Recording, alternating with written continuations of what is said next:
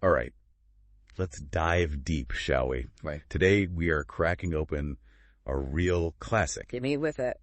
The Yellow Emperor's classic of internal medicine. Ah, TCM bedrock. You know it. Specifically, Chapter 51 from the Ling Shu Jing. Spiritual pivot. Right. And get this. It's not just a dry textbook. It's written like a conversation between the Yellow Emperor and his main physician. Gibo. Yeah. It's like we're eavesdropping on an ancient doctor's visit. Super cool way to learn, right? Totally. Makes it way more relatable than just a list of facts. For sure. And what they're talking about in this chapter is fascinating. It's all about these Back Shu points. Key locations on the back, and get this, they're believed to be connected to the organs. Okay, wait, back up a sec. Back Shu points, what are those exactly? So in TCM, there are these specific spots, like little access points to your organs right on your back. On your back.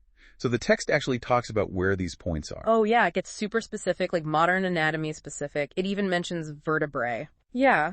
For example, it says the lung shu point is located, let me see, between the third thoracic vertebra. That's wild. And they knew about vertebrae way back then. Apparently.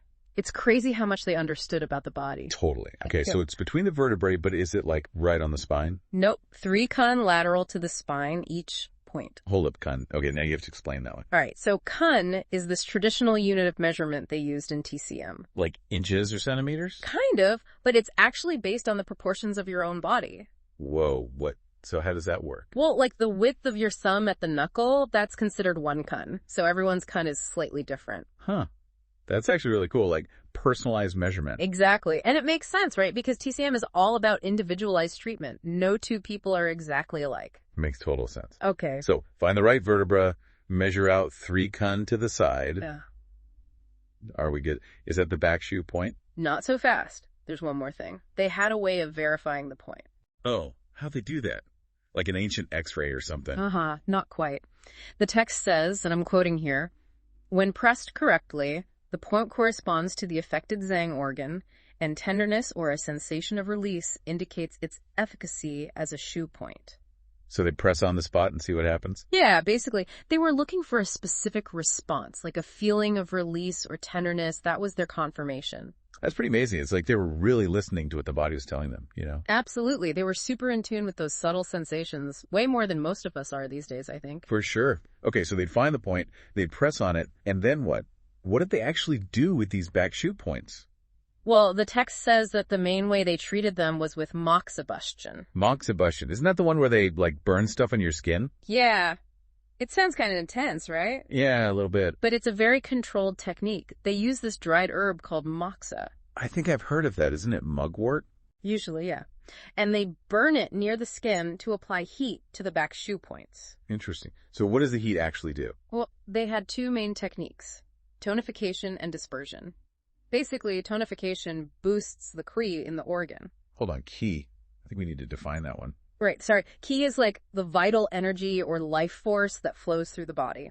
Super important concept in TCM. So it's like the energy that keeps us alive and functioning. Exactly. And it flows along these specific pathways called meridians. Okay, I'm following. So tonification boosts the Qi, and dispersion does what? Dispersion reduces it.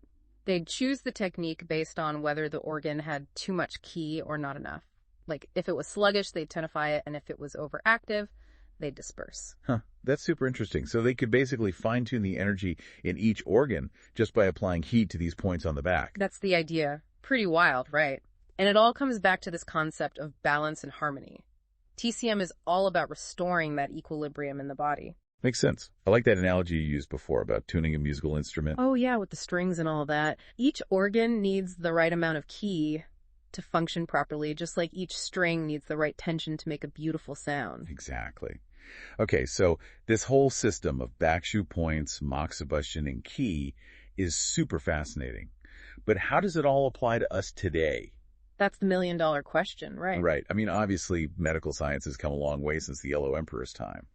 Do people still use Back Shu points and moxibustion? Absolutely. In many parts of the world, TCM is still widely practiced. And even in the West, where it's not as mainstream, it's gaining more and more interest. So even if modern medicine doesn't fully understand how it works, people are still finding it helpful. Yeah.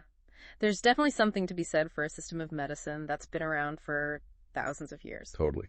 And who knows, maybe by studying these ancient techniques, we can learn something new about the body and how to heal it. Right. It's like these back shu points are these little windows into the body's energy system.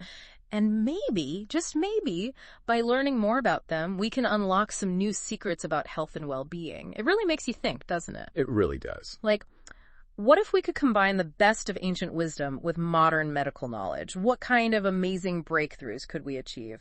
Now that is a question worth pondering. Definitely food for thought. For sure.